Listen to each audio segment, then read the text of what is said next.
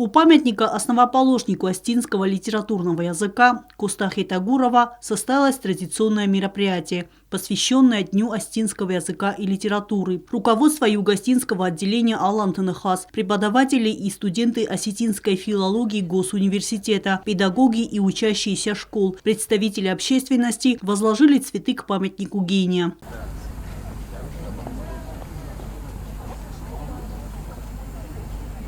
Студенты кафедры астинского языка и литературы, учащиеся школ, читали стихи астинских поэтов, посвященные родному языку. Творческие коллективы Государственного лицея искусств имени Аксо Колиева исполнили народные мотивы на музыкальных инструментах.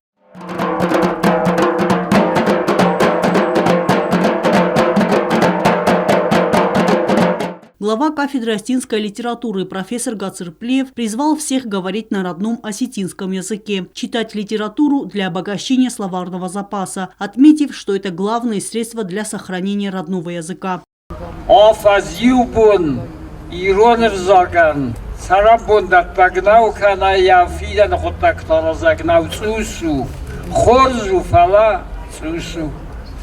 Ama yuvo mamokasan falamokan alabun dar qoma wa nevzajbun.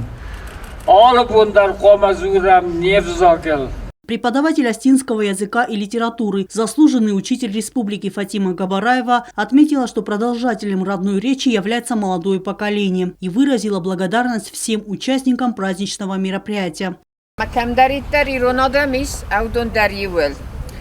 Мохан нафедал таскиф та сарматта ама аланта кайвдесте ви базта намадалу нефзаج фарсы вада махвандон قوم زغم ама нефзагуна истории ама нефзагна истории кому ала даймагдар хашчну цама ямадалу нефзаг варза ахра кана ам якастар тфадонта мадатта. Цветы были возложены и к памятнику выдающегося ученого Васу Абаева, участникам диктанта по астинскому языку, прошедшим накануне на площадке университета, были вручены дипломы и грамоты.